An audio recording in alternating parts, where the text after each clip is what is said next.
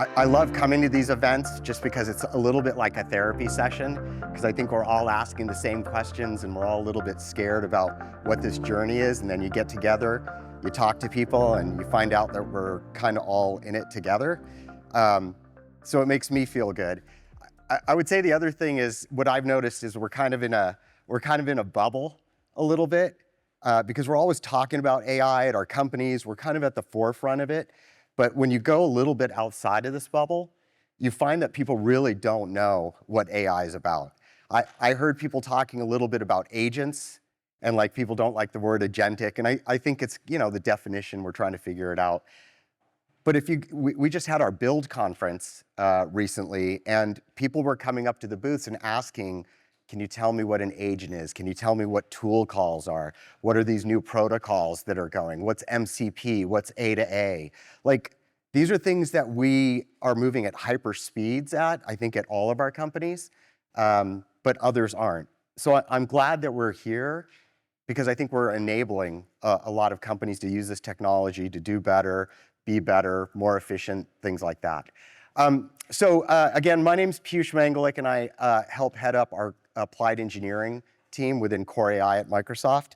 Our team really goes out and we try to work with what we call our biggest, fastest moving companies and bring AI into their workflows. That could be through agents, that could be through other mechanisms, but really we have a platform that really accommodates everything, or we're trying to, so that people can pick and choose what they want. I think through this period, what we're seeing is, like, again, it's a journey. We started with prompting, right? And there's been roles for prompt engineers to get really good. And some people might have laughed about that initially. And I heard some people talking about, like, what are the next jobs? What are those going to be like? Prompt engineering, I mean, that's one of those new jobs that was out there. You had to be really good at it. But then we moved to, like, things like RAG in order to, like, ground your LLMs in your data. And now I think we're going to talk about fine-tuning, custom modeling, and that's what I'm going to talk about today. I mean, if you think about just a couple years ago, there were just a few, like, foundational LLMs. And, like, we were all really excited when the next one was coming out, but that could have been like a year between periods, right? And then it went to maybe like 6 months between periods. And you look at it today, and there's just like this explosion of models. And obviously this isn't all of them, but like these models are all serving different purposes, right? From a cost perspective, or being more grounded in like a certain industry or a certain type of function call that they're doing. And I think this is great. Like, even just our platform alone, we have 11,000 models to offer you. And the question is, like, which one do you choose? And we try to give you the tools to do that, but are you still choosing the right one, right? How do you unlock the value in your business? There's a poll taken out to CEOs, CIOs, CTOs last year and this year, and like just polling, like, what are they concerned about? And really, data accuracy and consistency was the biggest thing, right? All of these things are important, but that was one of the biggest things. And that's because if you don't get this right in your LLM, it's going to affect everything downstream. And you can put up guardrails and things like that, but the expense grows over time. So the question is, how do you solve for that? And I talked a little bit about prompts before, and how we used to steer the LLM towards what we want through prompting. But we were limited by the context window, right? By how much we could put in there, or how much data we can ground in it. Now, we found other methods of doing that through RAG and pulling in our own sources. And the context windows have become really big, which has been awesome. But it's also costly, right? And it also creates latency, especially if you're going to be creating something that goes out to your end customers. If you do it internally, or if it's something kind of a little bit more in batch, maybe that's okay. But you still want to reduce that cost and get it the speed down. And inevitably, there's going to be more data that you're going to want to add to it, and that context window is just going to blow up. So fine-tuning is the way to go. I think it's interesting because fine-tuning before, like, people really wouldn't do fine-tuning. Even if you went to like the LLM foundational sites and read about fine-tuning, they would say, do it as a last measure. And partially it's just because it was really expensive. It was expensive to go and figure out how to do it, how to prepare your data, and then how to evaluate it. Well, I think now, platforms like ourselves, we're making it self-service so that you can actually do it easier. You can have checkpoints so that if it goes a little bit wrong, you can roll it back and just bring in some more traditional like software principles to the process. And then custom modeling. I mean, custom models is still way out there. This is something actually that our team does, and it takes a long time. This is what we call like mid-training, where you're injecting a lot of data into the model itself, and it's nowhere near doing like building an LLM from scratch, but it's really hard. Fine-tuning now looks really, really easy. And so you can do this. So one of the things that we're really kind of promote is the AI signals loop. And that's about like when you get your agentic workflow out there, you're building logs, you're building observability, just to understand what's going on. Well, we want to take that and we want to label it for you so you know what the inputs were coming in from the people who are using your system, and then what were the outputs. And that'll be self-labeled so that you can drive this right back into your LLM and fine-tune it on the fly. Again, create a checkpoint if you need to in case you have to roll back. And so in the platform, you've got model choice, you've got knowledge, you've got security, agentic frameworks, memory, and then you've got the post-training. And that's something that we just launched at Build, and there's a couple self-service mechanisms to do this. But before we kind of talk about that, I want to say that prompt and RAG are still super important.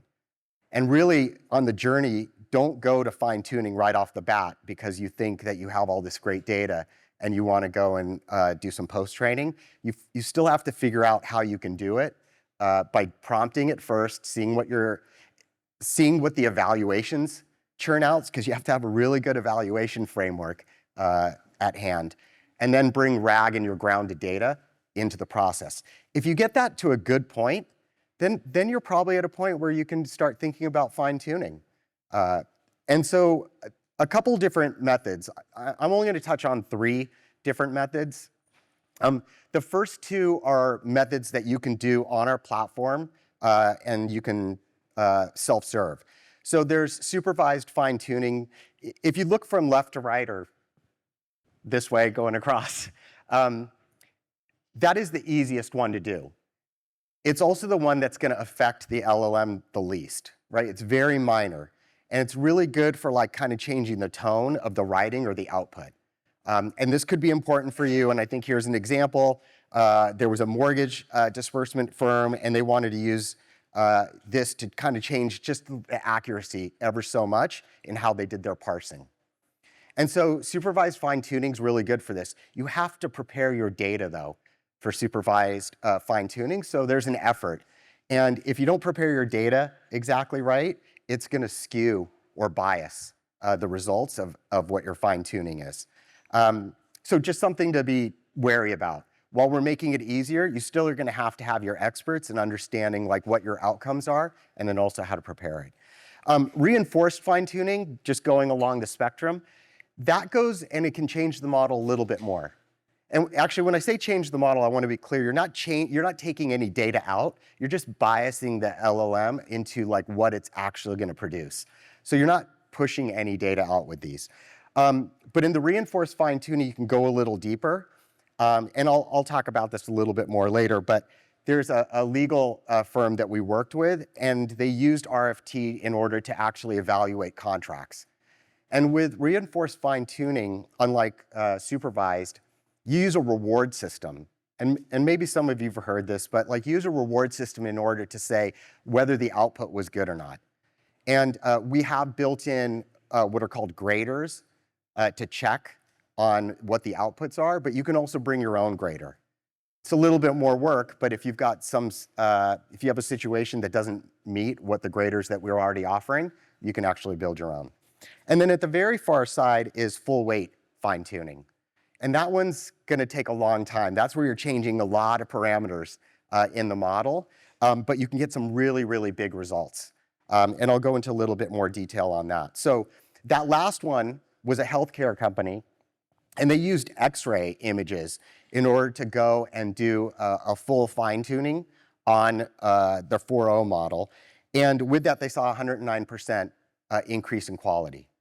I know there was a little bit of a discussion on like outputs and quality and efficiency. Everything is like bespoke to what you're trying to achieve, but this is what they saw. When they did this, they built it into a full stack, right? Where they had the app, they had the model, the data, and then the infrastructure that created a solution for doctors and people who are doing the diagnostics to actually get better results. I talked about the legal company similarly. Like these things, when we talk about fine-tuning, they're built into a full stack towards some outcome, right? Apps, models, data, infrastructure. And in this case, they used 4.0 Mini to do the job, right? So they decided that they could use a lighter weight model, and 4.0 Mini is really, really good. And if you'd like to try to do things with coding and stuff with it, it's really good as well. But they were able to use that, which was already small, really fast inferencing time, lower cost, and they fine-tuned on top of that, and they exposed it through Word for what they wanted to do because they were dealing with contracts. And so it's really about the layers, right? It's about the infrastructure that you have. It's the data. Foundry is our platform, and I'll flash up a picture of that because we've got a lot of tools there for you to develop on and bring your ideas and solve your business cases. This is kind of the Foundry ecosystem. I know it's kind of an eye chart of all the tools and stuff. One thing I want to be really clear about, though, is our philosophy is use what you want to use, and from our systems, keep stuff on-prem, use stuff from other services as well. We play nicely with almost everything. And if you want to just bring a container because you're using open source agentic frameworks, great. Put it into a container, run it on our system, churn tokens on whatever model you want, do the fine-tuning. We hope that you get maybe out of the business of kind of managing your own infrastructure and then use our agent service and then let that just kind of scale with you, but it's up to you. And so I think the main message is that we're totally here for whatever your needs are. We're listening. If you're a startup, like think about this platform. I hadn't thought about Azure from a startup standpoint when we had done our startup, but it's pretty incredible. And I think just Microsoft, they really lean in to do a lot of co-engineering work, also like introductions. You know, we have a massive amount of enterprise customers, and we're willing to go and bring you to those customers to solve problems because we know we're not actually bringing all the services that they want. So come and play with it, look into fine-tuning, go on that journey, don't rush towards it, make sure you know what your evals are and what problem you're trying to solve, and you'll be good. So thank you.